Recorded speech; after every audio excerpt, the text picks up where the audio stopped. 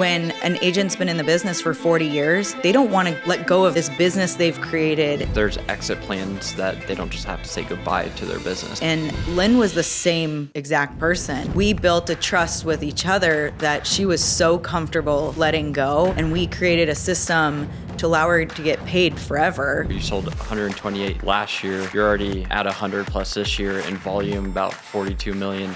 Whatever you're doing, you're gonna have to grind for at least 2 years. There's no easy button on anything. There's some grind period, and then once you get through the grind, it all starts flowing. Just gotta get through that. You can't just decide you're gonna post every now and again. You have to be really consistent with it. And I think with living in Madison, it is posting every day. Out of 30 days, I'll probably do 26 posts. I think if someone were just stop working, they'd go to zero. They could refer their business. The likelihood of that person going through them and them getting a referral fee after they retire is pretty slim, because they're like, well, they're not in the business anymore. But if it comes through us, then their face is still on our stuff. They're included as part of it, and they literally don't have to do anything.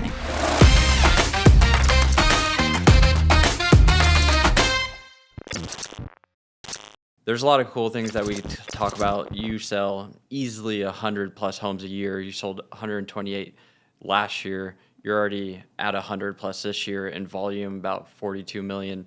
And there's just a lot that went into getting that much business today. Yeah. One of the things that we can talk about is like the transition and the succession of the business. But I think the big thing is the local presence that you've built.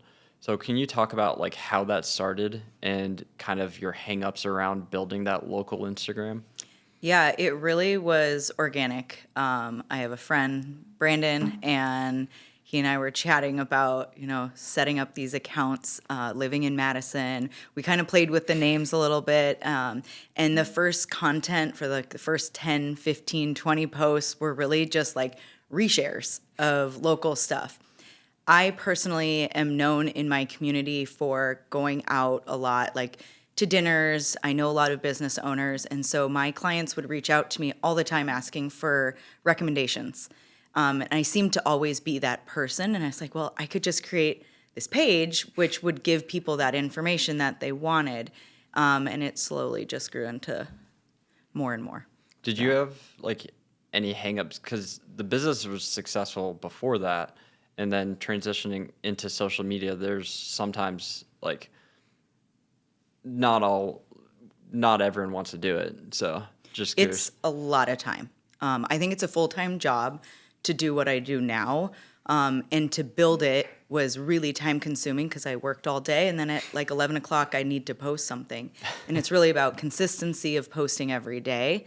When I started Living in Madison page, I was transitioning our name from Lynn Holly Real Estate to LH Real Estate. And at that time, I couldn't decide what I wanted to call our team because it didn't make sense, the LH. And I was at my 40th birthday in France, and I just had an epiphany. I was like, why wouldn't I call it Living in Madison? Like, that's crazy.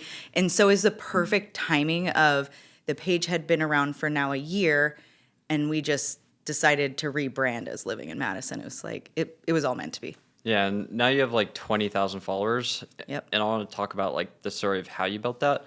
But can you talk about like one like unique story or something that business that interesting that came from it that you're like, wow, I can't even believe like this worked? The biggest thing for me is just anyone who comes from it. Really, it's not like one specific person, but I always got leads from word of mouth, so referral. I've never bought my business or anything like that. And so you're really putting a lot of effort into getting those referrals. And the first lead I got from Living in Madison, I just couldn't, like the Instagram page, I couldn't believe that it worked because everyone had told me like, oh, you get business from YouTube, we get business from Instagram, and I'd never seen it. And then it was just so easy. And it was so organic because they knew me already. They trusted me already. And it was just, they're my avatar because I've built the page to attract what I want. And so it was the ideal client. So I think that's what's so cool about the page. Yeah, it's interesting how like one of the big things that people say they don't want to do social media is because they're like, oh, I just work with referrals, fear past clients, like I don't want to go out and like kind of prospect for a business, and that's some of the hang up. But then those people like who reach out from Instagram, like those are basically like working with a friend at that point. Yeah, we just recently, I was getting my nails done. This is a funny story. I was getting my nails done, and my teammate came in, and I was like, oh, that's random. We're both here. Then my third teammate came in. All three of us were just sitting there, and I looked at my phone, and I got a lead and from living in Madison, and I looked at her, and I was like, do you want the lead? We went outside. We did a quick buyer consult, and she's like got under contract that weekend. So it went from having no business, us getting our nails done, to her having under contract within literally 4 days. So it is quick from that. You just like, you're getting your nails done. You were like, hey, let's 1 second walk outside, take the phone call, do a buyer consult there. Yep. We did it on picnic bench out in the grass area. So one thing about the content and myself personally is just communication. You have to be quick. We can talk about that later about how I'm effective with the content and being like the first person to showcase something like an event or something, but it's same thing. So I'm quick for that communication, but I'm also quick to respond, and that's how you win. It's first person to respond usually wins. Yeah, especially in a business like this where it's kind of known for agents always not always to respond. Yeah. So I hear that a lot. I'm like, how is that possible?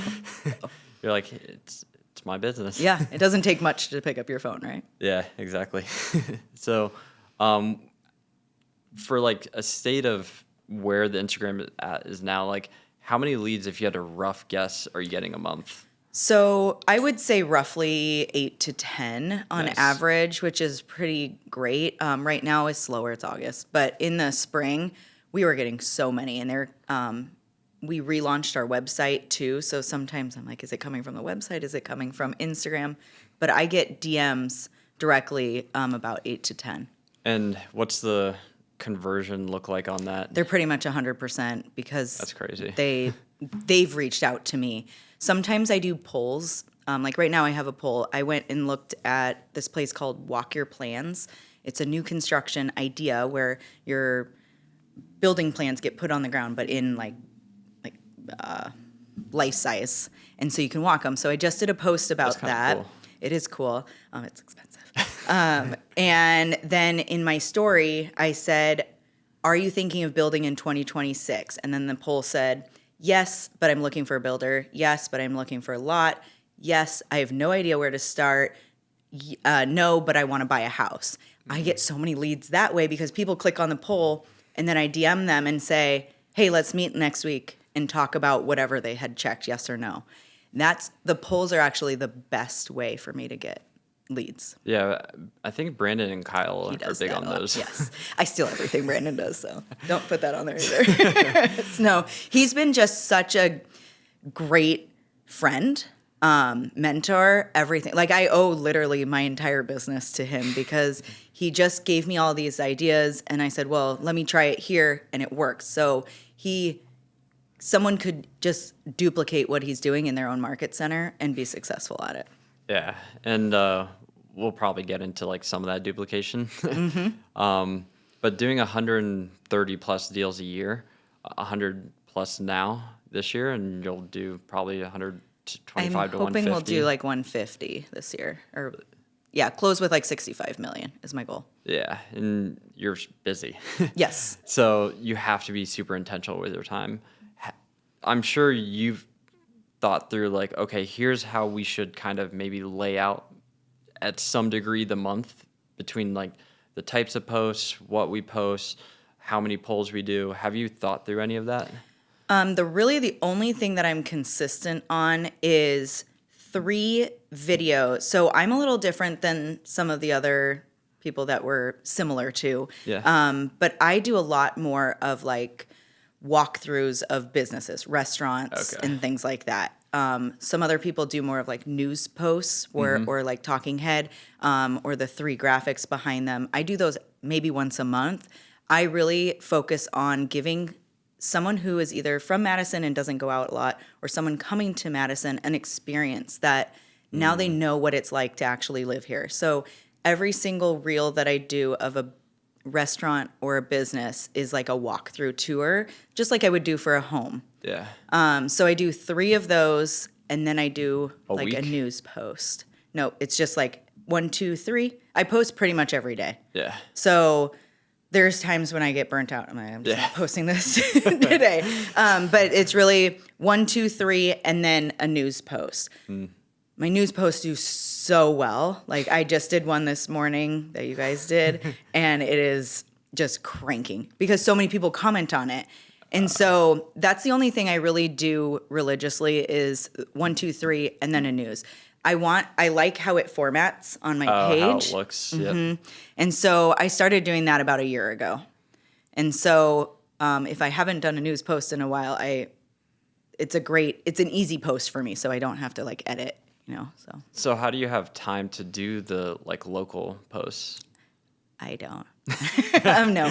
I batch content. So whenever I go out, I'm taking content, and which has kind of changed the way I experience life now. So if you want to talk about the harder part of this is now I Yeah. don't feel like I'm enjoying my life as much because I'm constantly taking content. My Yeah. kids are like, why do you always have to take content? And so I just feel like every event I'm going to, I'm taking content. Like I went to Coldplay, that video did really well, and I still experienced it, but I was taking video the whole Yeah. time. I went live and stuff like that. So some weeks I might go to 4 restaurants in a week and some events and whatnot, and then some weeks I might not. So I just batch whatever I can, and then I do those 3, and then the news ones kind of keep me going to fill the spots. So how does that, talking about that, like being newer into like newer-ish relatively, obviously a couple of years is Into this world. Yeah. Yeah. No, it's newer-ish. But going out, feeling like you're not exactly enjoying the experience, like, can you talk about that feeling? And like, are you planning on doing things to maybe change things, or like? I started about 3 months ago. I hired an assistant. So now I have 2 assistants for just living in Madison. One of them helps with our real estate videos too. Nice. So if we do neighborhood tours, she goes out and takes, images of coffee shops and stuff like that. But we also send her stuff that I don't really want to do. So I get requests to come take video at so many places, and I just don't have time. Yeah. And the big thing for me is I want to keep everything free for living in Madison. That's so I huge. don't charge people. Yep. Sometimes they give me free things, which I'll happily take, like a facial or something. But I don't want payment for it because I want it to come from an organic state. Yeah. And if I'm getting paid, it's going to be a totally different experience too. And so because I'm not getting paid, there's things, an Hydra IV place wants me to come, and then University IV also. And I don't want 4 IV videos on my page. And so I have to say no to some people now, which it's kind of a nice thing too. Or I just send Rachel or Meredith to go take the content if I really don't want to go do it. Yeah. So I'm trying to use them more for events and stuff too, so I don't have to go to everything. Yeah, that's helpful, I imagine. Yeah. And yeah, I think it's a big thing because a lot of people can go down the path of saying, oh, I can make an extra $100, $500, $1,000 for each video. But at the end of the day, it's like the business on the back end is going to make way more money. Yeah, so I sell real estate, and that's what I remind people. Like, I make money from real estate. I love the social media part, and I love getting to know business owners. So that's why I don't like sending Meredith or Rachel to something else, because I actually really enjoy one-on-one with a business owner, getting to know them and getting to tell their story. Yeah. That's the whole point of the page now, is just getting to share people's stories, getting to help their business grow. I was once there, and I think it's awesome that they get a platform, and it's free. And so I want to keep it that way. I should make money from Instagram, but I don't know how to do it, so I should figure that out. But really, that's not the point. The point is to take the content and then get business from real estate. Yeah, I imagine that's like a hard balance because now it's like, okay, you have to leverage your time on one side, but on the other side, going to do the appointments, like, builds that relationship with the business owner, which can also lead to business. So it's Yeah. like trying to balance, how do you do both in a way. That's one thing I haven't seen yet. I haven't seen like a business owner reach out and give me business. So that hasn't come to fruition yet, but I imagine just like real estate, it took, 4 years to get that business to come back. I think that might too. I went out to dinner last night and I go there a lot, and the owners were talking to me a lot about real estate. They're asking if the market's shifting and blah, blah, blah. I was like, are you selling your house? And they said, we might. And so it creates conversation when I'm out too. And they like to share their business stories with me, and I appreciate that. I like that I'm their go-to to talk about kind of hardships and positives. So yeah, that's awesome. yeah. So for example, Gary Vee kind of talked about you have to be the digital mayor back in like 2016, 2018. Some people went and did it and didn't necessarily see the fruit on like the YouTube side, but then on like the Instagram side, kind of doing it like Brandon Blankenship, like you, like it's actually bringing in business. And I'm just curious from your perspective, why do you think it works to talk about the local businesses, even though it's not even directly related to real estate?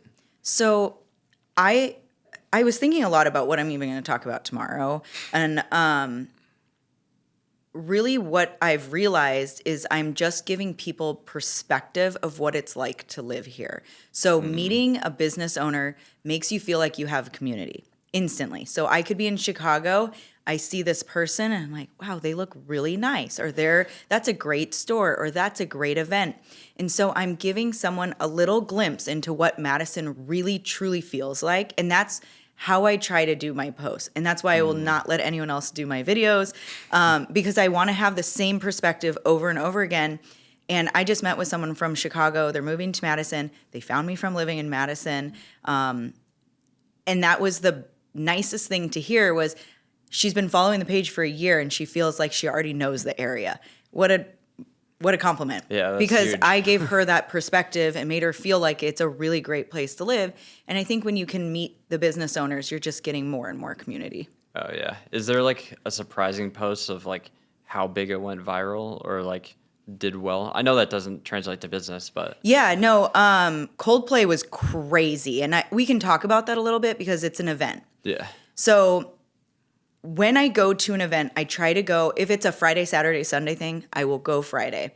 If it's just a Friday event, I make sure to get there as early as possible, or a Saturday event, I get there as early as possible so that my content is the first thing of the event to be shown. So it's kind of similar to Ken Posick's like news. Yeah. Like you need to be the news. You need to be the first person to share it. Well, now I'm the first person to share that event, and it goes viral because everyone's sharing it. The person who's putting on the event's like, thank you so much, because it's free advertisement for them. And it just gets shared and shared. And so those event posts do really, really well. So Coldplay, I went live when I was there, and just the internet was horrible, so I couldn't really get it to go. But those live events are really great too, which I've noticed.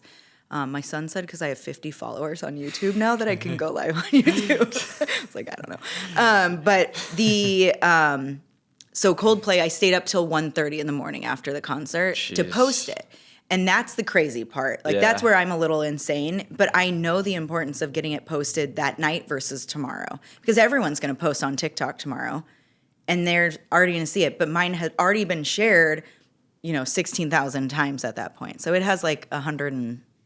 So that one went pretty good. That's the thing that like no one talks about. It's like up until 1 a.m. to make the post, to put it out, to make it relevant at that time. And it took me a while to figure that part out. I've always done it, but I didn't realize the importance of it until about, 9 months ago. And I was like, I have to be the first one there. So when one of my assistants goes, I'm like, you have to send it to me today. Like, I need the content tonight. And I still make them. They just go shoot it, and I still stay up and do it. So it's important to me, timeliness, to get it done and be the first. How does that affect your sleep?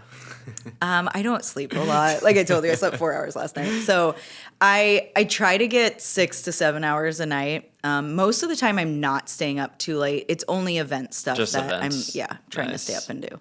And sometimes I'll go to an event at 4 p.m. and I can get it posted by 6. Yeah. And it really doesn't take me that long to edit a video. I do it in Instagram. It's not like the fanciest editing skills. So, and that's a great point. It's not about the quality of my posts. Like I do spend time trying to match it to music, like so it is fun to watch, but really like the quality is whatever. It's more the content that you're sharing and the consistency of sharing. So one, how long, to give someone perspective, like how long do you spend to like make the post? And then two, how do you think through the editing when you're going through the edit? So the editing is always the experience itself, start to finish for me. Walking through the front door, what you see when you come in the front door, what you eat like that at a restaurant, and maybe trying to finish it with something fun at the end. Yeah. For an event, let's say Coldplay, start to finish. And those need to be short, really quick clips. And like, you know, I might have shot 100 different clips of that show, but each one is 0.8 seconds. And it's making you just bounce through and you just feel the whole experience that way. So it's really start to finish no matter what I'm doing. Just like, what does that experience feel like? And does it take you like 15 minutes, an hour? It takes me about an hour, I would say. And it's actually more the music, like picking the song. Picking this song. It takes me forever to pick the song, and then I have to re-edit to the song. So that takes a little while. Is that one, like if you had to give someone like the hacks, the things that you found out now later, 2 years into it, like the things that you wish you would have known at the beginning, would it be like the music? Would it be something else? What I learned is the clips need to be really, really short. So I used to do them longer, and now any clip that I have is less than a second. So I've shortened it, and you don't need the whole. So when we do home tours, same thing. You don't need to showcase the whole house. You're showing the highlights, right? Yeah. So you don't need to show an empty bedroom at all. Like that doesn't need to be in your video. Same thing with this. It's like you don't need the bookends of your video. You're just shortening it to the best part of that clip. So trim it to about 0.8 to 1 second, and you'll get the highlight of it. So I think that took me a while to figure out. And then picking a song first and then editing is probably a good idea. Saves you a lot of time Sometimes, re-editing. yeah. Yep. So the content mix is like news posts, local businesses, local events, home tours here and there. Here and there. So that's a good point. So I leverage our real estate page because no one wants to follow real estate pages. They're boring. Yeah. And so every month I might do one of our listings. And so I will show one of our tours or I'll put it in our stories, and it's getting shown to 22,000 followers that wouldn't have been shown on our other page. And so Catherine, my assistant for real estate, loves when we share them because she's like, look how many views we got. And so it depends on the house that we showcase or the neighborhood that I want to highlight, but not every house gets put on that page, but I would say once a month, maybe twice a month. And that's why I was curious because, for example, like you have 8 active listings, like you carry a handful of listings all the time. I'm sure the seller would be like, hey, can you like market my house? Yeah. Like, how do you think through all of that? Some houses sell in a day. So even if we did a video, it's irrelevant. It doesn't sell the house. And so the ones actually that may not sell in a day are the ones that I put on there that need more of that attention. So we go live typically on a Thursday for our listings, and then showings start Friday. Depending on how many showings are set, then that's when we post a video that Friday of the listing. And so like today we'll have 2 home tours that are going active. And I think one of my listings only has like 4 showings. So that one's going to get a video because I need more attention to it. Nice. So it's like on the Friday of when it goes live, a video might go out, and then when it's needed to, you'll Promote it out it. too. Yeah. Or if it's a luxury listing, I always do it. It's nice to kind of have that in like your back pocket. Yeah. For like sellers to be Just like, content. hey, I can, anytime I want, I can get your listing thousands of views. And I talk about it in our listing presentations. Like you can go on Zillow, you can do all of that, but I'm showing it to 22,000 organic followers who they look at this content differently than looking at a house. So I think the content gets sent to what I consider a couch buyer, someone who's just chilling on their couch and the right house makes them want to buy a house. They may not be pre-approved yet. They may not have thought about it, but that right house just came across their For You page or whatever you want. And they're like, I'm interested in that. And I've sold houses that way to people. And so that's where I think you're getting more of a reach, because if someone's looking for a house, they're looking on Zillow. They're going to see your house, right? And so I think it's more attracting the person that isn't necessarily on a Zillow search. Yeah.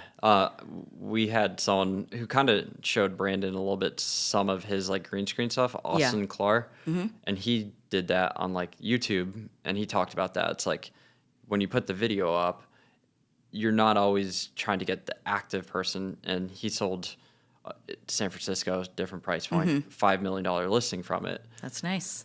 So like, can you share, like, was there like a story or something that happened? Yeah, I had a client from several years ago, and it was COVID time, and they just got burnt out. I think they wrote like 6 offers and didn't win. And so he had just kind of said, I'm going to take a break. He was a cash buyer. He was frustrated. Yeah. And so he took a step back. We listed a house in Middleton. It was a red house on Fortune. I remember it. And it was my listing. And he reached out and he's like, that is my house. So he wrote on it. So I got both sides of that listing. That's awesome. Yeah. And a lot of people are probably curious, like, is it just buyers that come from your Instagram, or do you get listings as well? I would say 90% buyers. Okay. Is what I'm getting. It'd be great to start getting listings, but it's what you're promoting, right? So if my poll is like, do you want to build? That has nothing to do with more selling. buying, So yeah. if I want more listings, I need to post about listings. Yeah. So I'm curious, you've now been doing it for 2 years, you're starting to get leverage underneath it. How are you thinking through, like, okay, we want to build this the next 3 months to 3 years into like something big? What is that evolution going to look like? So my biggest challenge is, how do you just stay in front? How do you stay trending? How do you beat out competition? Because now that I'm doing this, every brokerage is copying. It's not copying. It's not, I mean, nothing I'm doing is rocket science, you know? They're just now figuring out, oh, I should go to businesses and do these things. And so they're starting to do that more and more. Or neighborhood tours, where every time we have a listing, we always showcase the neighborhood first. And so on Thursday, there might be a video on our Living in Madison page about what it's like to live in Tenny Lapham neighborhood. And then Friday, we just happen to have a listing there. And so we're starting to see people do that a lot more. I'm just trying to think outside the box. Like, how do we keep growing? And so I hired a drone pilot. Is that what they're called? Pilot. And I want to start doing some really cool stuff with him. And we had a great meeting where I want to help him grow. He's going to help me grow. We're going to be able to do different things than other people can do. Because an agent who's just solo, who doesn't have the leverage that I do, can't afford maybe to hire their own drone person. And so he's going to really help me leverage the video content and the quality to elevate that experience, because we just did our first one together. It was a mustard days in Middleton. It's a mustard festival. I got the content, like my view, and he flew over and did some drone shots. Nice. No one can get that. Yeah. And that was really cool to incorporate like that view. So that's one way. And right now I'm just kind of, this last half of the year, I'm just trying to think of how the growth is going to happen. How do we elevate to the next experience? What do I want to showcase? I kind of want to interview more business owners and get more of their perspective and really like highlight them as people. Yeah. So that might be something I look at. And I really would like to be more of news too. So more like the Ken Posick yeah, style? I just don't do enough of that. And those posts hit really well. And so I need to figure out how to build that piece a little bit more. Yeah. The drone stuff, it's going to be cool because it's a different perspective.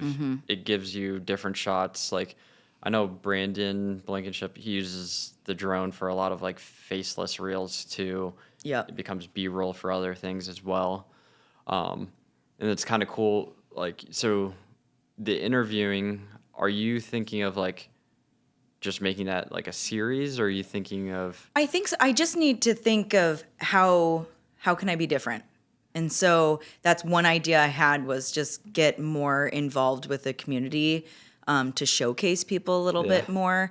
I just did a video at Sauna Day. It's a new sauna in the area. My husband and I just went. We booked a private room. It's expensive. It's not like I get that. I didn't get that for free. We paid for that. And I think people don't realize that. Like, I am out buying things and being a part of the community that way.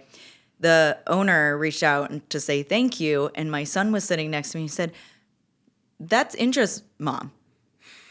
Her daughter is in the same class as my son, and so I would love to interview her and highlight. It's just like we have such a small community. So if I could give her kind of a platform to talk about, why did you get into this business, and maybe tell people how they can start doing something similar, and it might help grow people. Yeah, there's a few, like Ken Pozek with the Orlando Reel. He has his like channel for podcasting. Kyle with Casey Scene, he's starting to do a little podcasting. I know Chris Colgan does as well.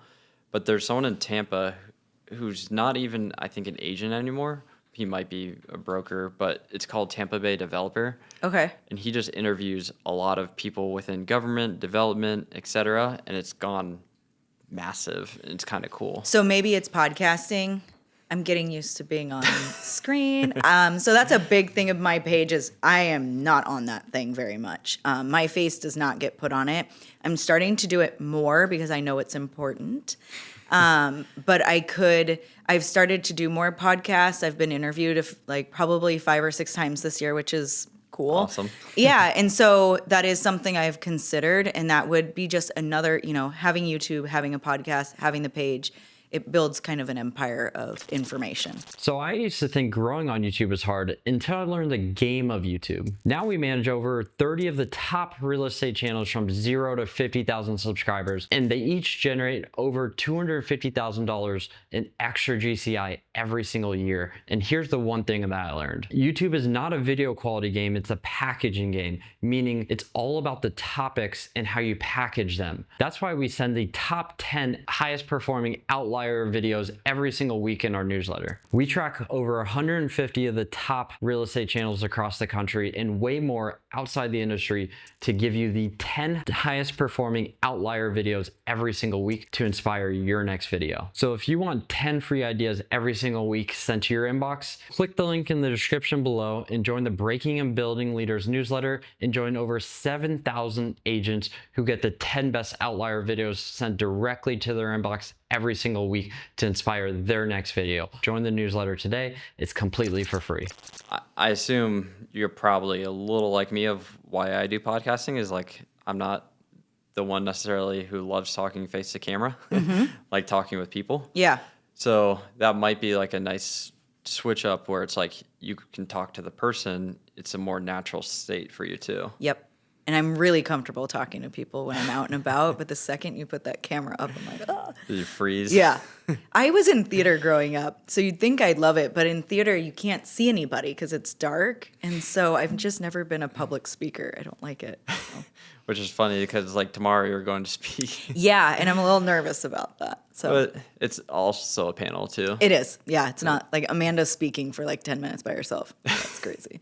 She's coming here today, right? Yeah, she'll be here at 5 p.m., so the later one. Yeah, I mean, this has nothing to do with what we're talking about, but the people that I'm here with actually are the ones that like have really changed my life. And I'm so like grateful. I think about it all the time of how grateful I am to be immersed in their like community. We talk every day, like 500 times. You There's have, like, text. a group chat? It's a group chat, and it's Because I'm in always. with one of Matt, Brandon. You're in Brandon another one. and Wilson. Okay, yeah. Is that one crazy all day? Yeah. So I used to be in one with Brandon. I don't know why he's not in this one anymore. After family reunion, he was like, I'm out. He's like, I'm too cool Yeah, now. I got too much stuff going on. But they're so empowering. And so it just keeps me on my toes to keep thinking of how I can do more. I look at Taylor and I'm like, how does she do this? Like, I don't have time to do anymore. How is she doing more? And so it's inspiring to keep thinking bigger and figuring that out. That's something that I feel like is like a huge thing, like proximity. Like proximity is power. The whole saying of like you're the 5 people you surround sum yourself of the with. 5 people you surround yourself with. Yeah. Like if you're in a like if you're the smartest one in the room, you have to get in a bigger room. Like all of that, like I think is huge. And that's what happened 2 years ago. I got into a bigger room. And my market center is very small. I don't have it there. I can't. There's not enough people to brainstorm with. And so now with having this like national group of people and getting their perspective from different areas, it's all the same. You know, we just have to do what we need in our own little community.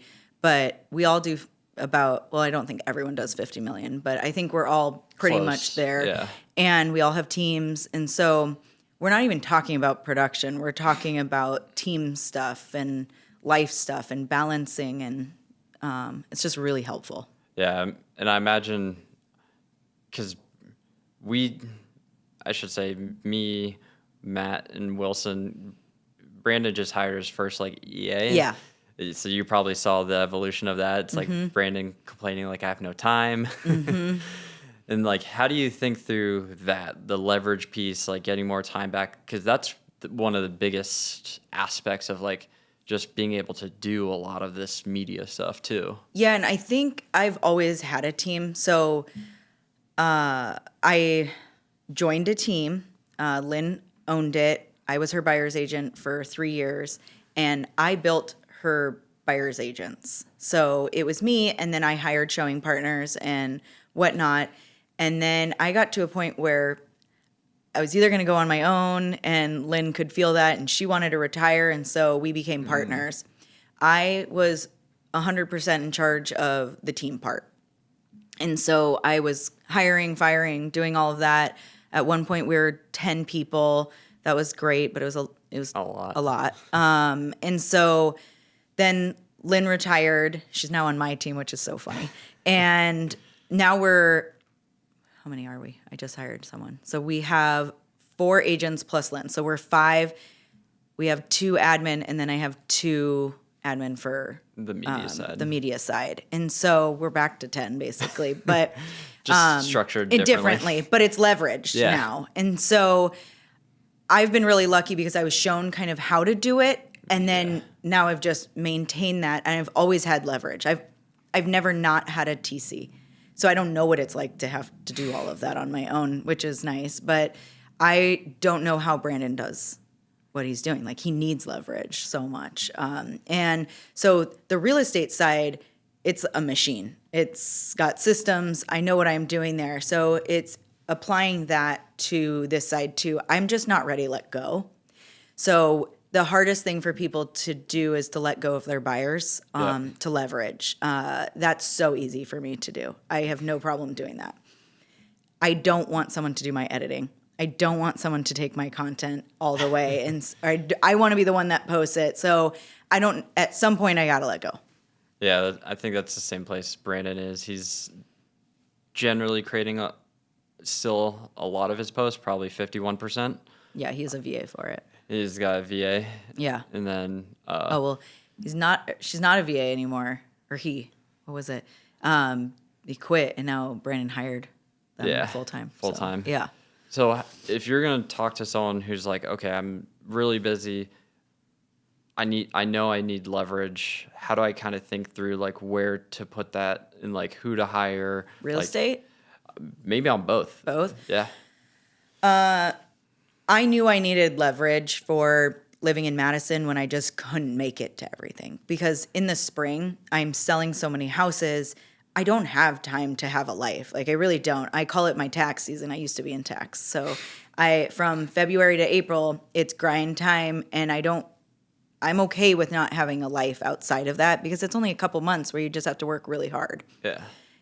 But I don't have time to do content during that time. And so this year was the first time I was like, I need somebody. So that's when we hired someone to start doing that content. When you really are out of bandwidth, you know it's time. And so And that's kind of with buyer's agents. I knew it was time to hire another one when I just couldn't keep up with the workload. And so I would hire another. But now I know cycle-wise when I need to be hiring. So like you should never be hiring in the spring. You're too late at that point. So you really should be hiring for a buyer's agent or a showing partner, fall, winter to prep for the spring. Nice. Yeah. And then it gives you enough time to train. Yeah, thinking through the market cycle, training, onboarding, all of that. So you kind of mentioned the like transition with Lynn. Can you kind of talk about that? Because there's a lot of agents who are like aging, and there's exit plans that they don't just have to say goodbye to their business. So yeah, so we're talking about me not wanting to let go. I don't want to let go of some of this stuff because it's my baby. And so when an agent's been in the business for 40 years, they feel the same way. Like they don't want to let go of their baby or this business they've created. And Lynn was the same exact person. We built a trust with each other that she was so comfortable letting go. And we created a system to allow her to get paid forever that it made just total sense. And so we found out what both of us needed, and we found a solution for everything. Yeah. And so she approached me and said, her story went back further. Her husband had Alzheimer's for a long time, and she knew at some point he was going to pass away. And his care was $10,000 a month. And so she was working her butt off to pay for his care. Yeah, that's it. Yeah. And then some, like she'll be fine. But it was, she knew she needed to work that hard until he passed away. And when he did, our plan just went into play. And so at that point, we were already partners, 50-50.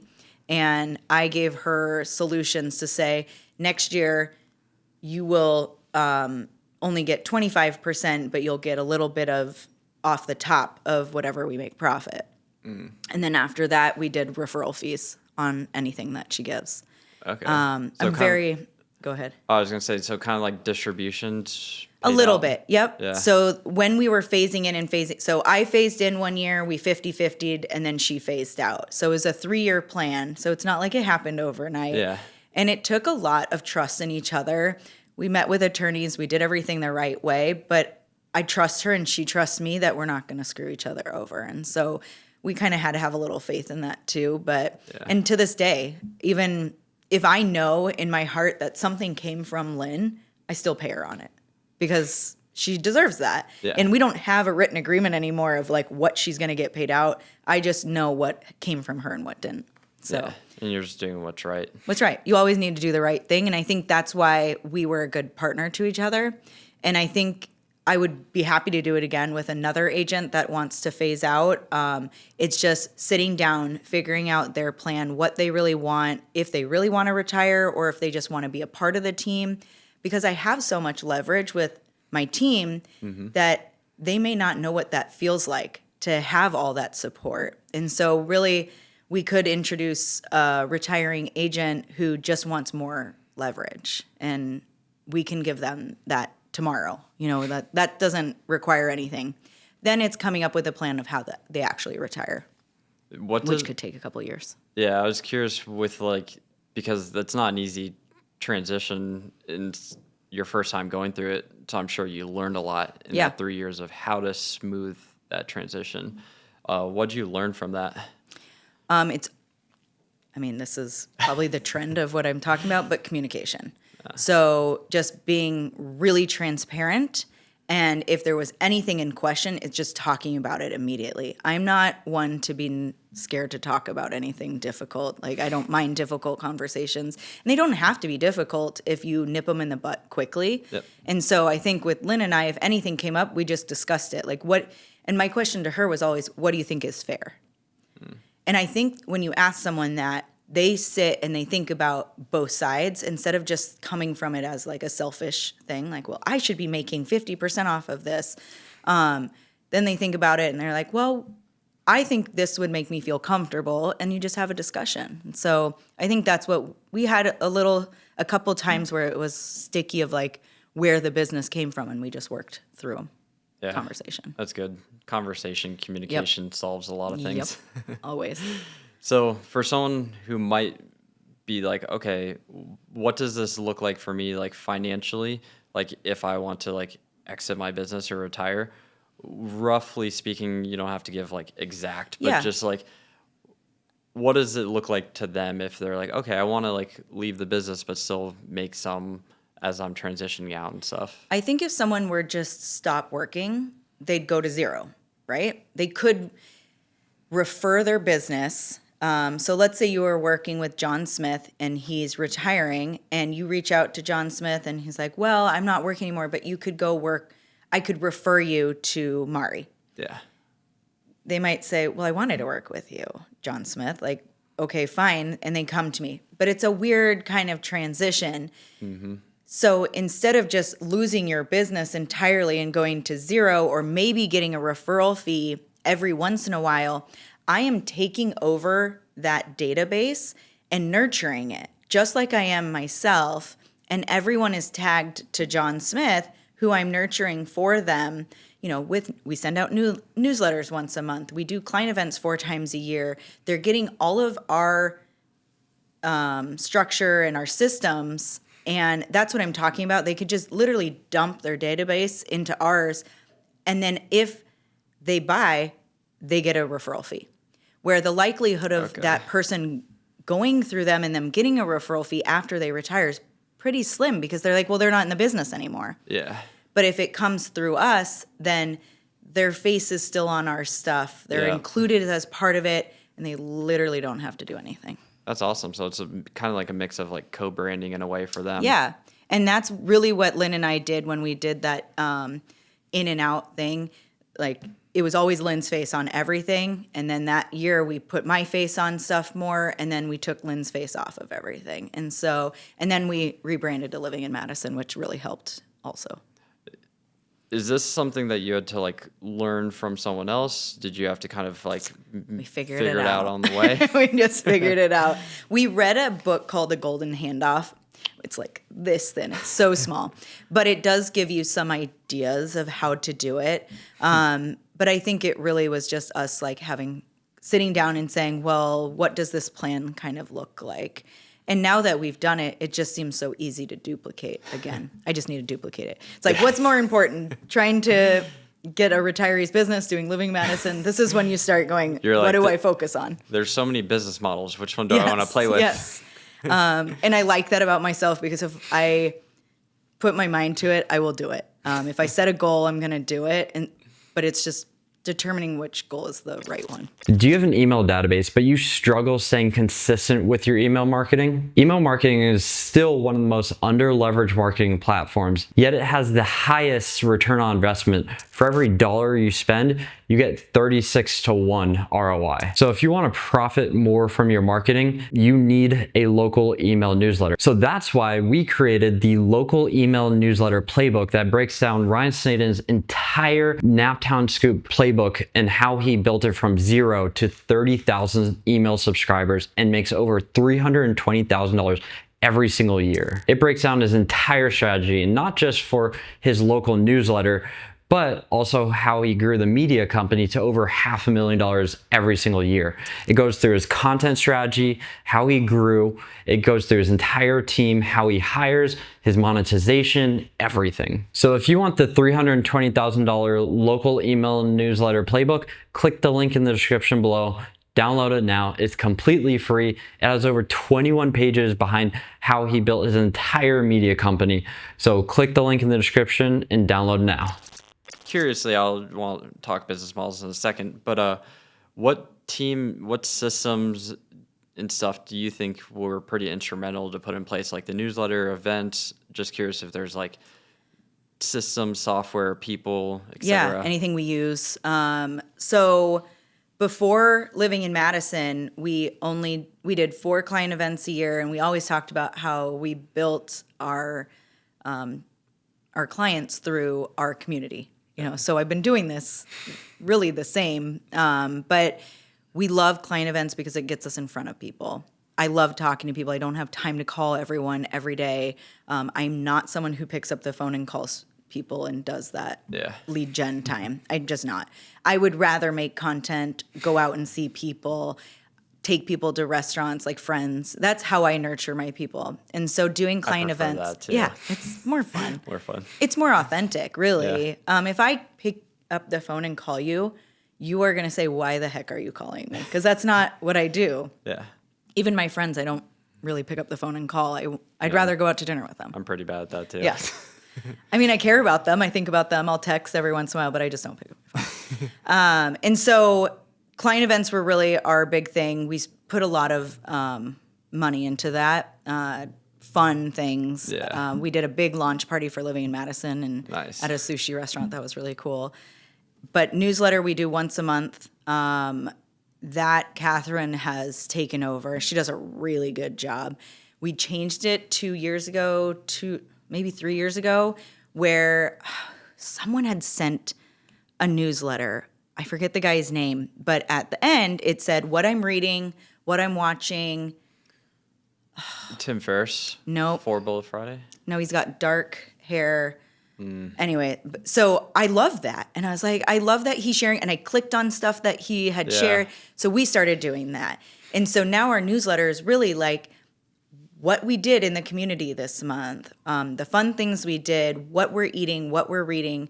And that way people can feel like they're a part of our world. And then it's shareable links, it's clickable links. They can buy, Catherine bought a new laptop thing for her to set her laptop on. We shared that. That got clicked on so many times. Nice. So it's fun to see people feel like they have connection through that. Yeah. Have you thought of scaling that weekly? I know Kyle does his weekly. We have talked about it. We need to get it bi-weekly first, Okay. at least get Yeah, get that it going. Twice a month and then make it once a week. Yeah. I kind of want to mix it up of if it's weekly, is it something different or is it the same format every week? A lot of it's the same format, just different content Okay. in the same format. Like blogs? It's a mix of like, for example, like the top is all like clickable stuff, the most shared stories. Underneath it is like his news, like one of his mini blog news, like Okay. big development. Then it's like the live music events. And then underneath that, it's like sports and culture. Okay. And then it's like a real estate ad, whether it's like a listing, a video like YouTube. And then it's like the market. And then there's like, You'll have to share his with me. yeah. And then it's like what's going on that weekend. Okay. And it's just, that's his like flow. And he just kind of like rinse and repeat. Does he send it Thursday or Friday? I think Friday. Okay. Yeah. Interesting. The other thing that I'm fascinated with that I just was told about is getting your page to be the source, your website to be the source for content so that AI, ChatGPT are picking up your page as the source. Yeah. So right now, this week, actually, I started talking to ChatGPT saying, who comes up as top realtor in Madison? I'm not. And so then I said, how do I come as top? Yeah, how do I come up as top? And so it gave me a plan.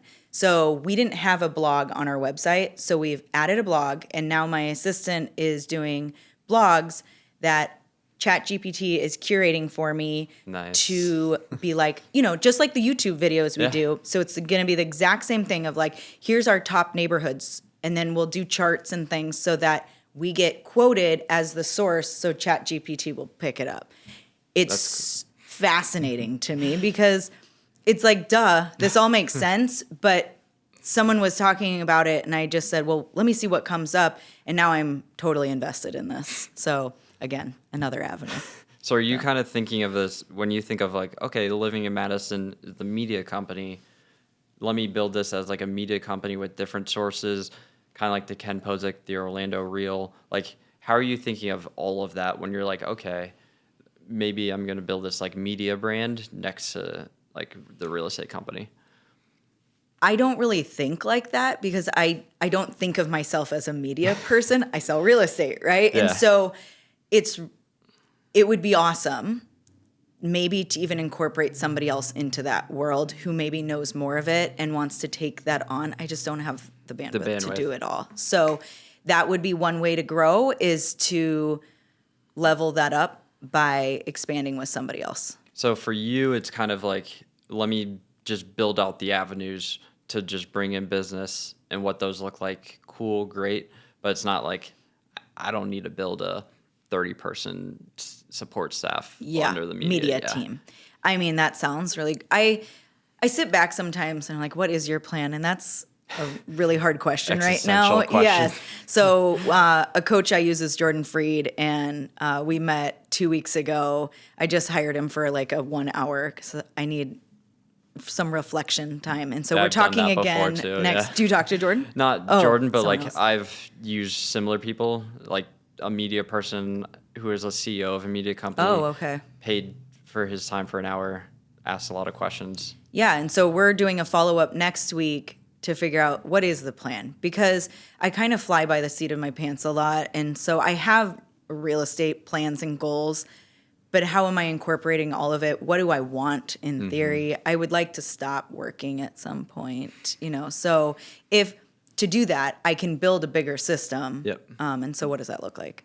I think awesome. that's Mari's next plan, is figuring that out.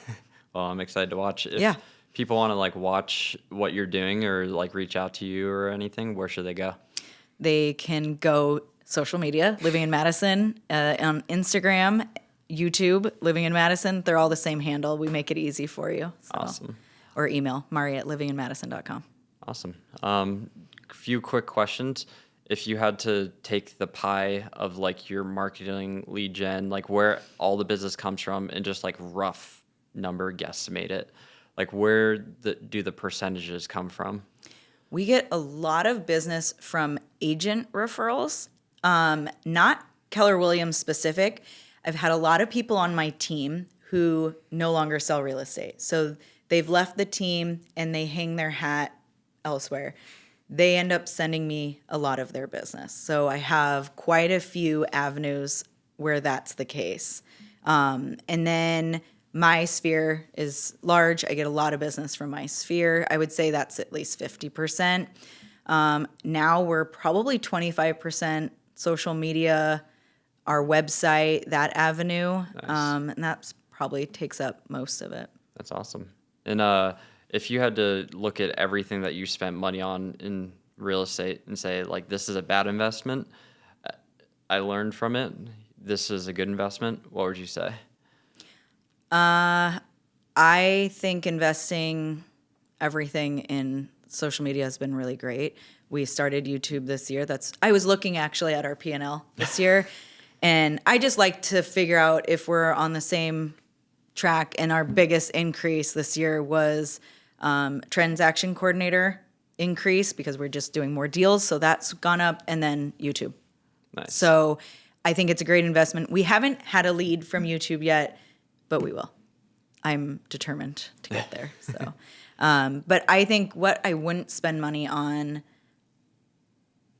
I mean, I would never buy leads. I've never done that. I think that's the dumbest thing. They're not organic. They're not people that you can easily convert. So if I'm a stranger and I'm calling up Zillow and I get some random person, I'm going to have them show me one house. I have no relationship with that person. They're just so hard.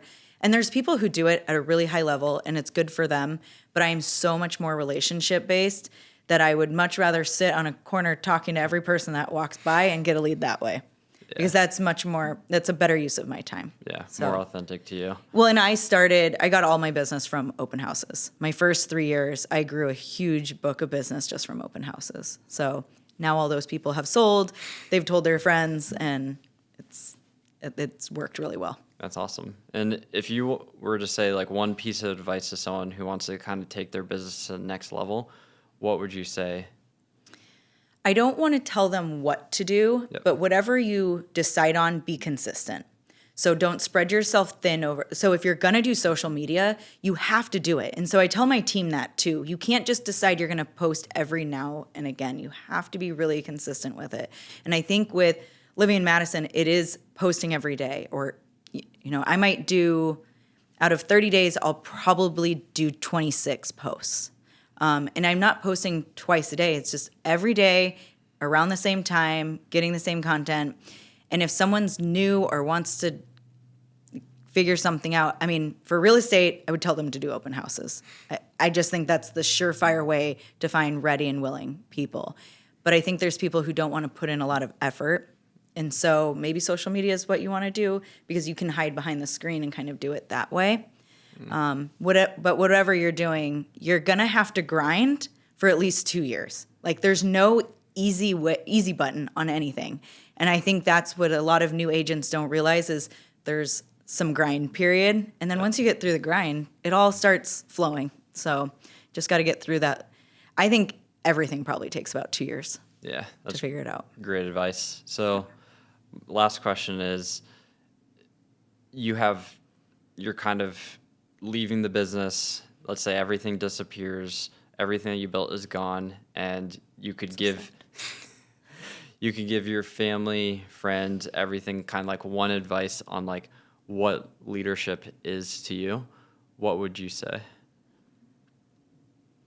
I think leadership is doing like by example. So I've done everything I ask other people to do.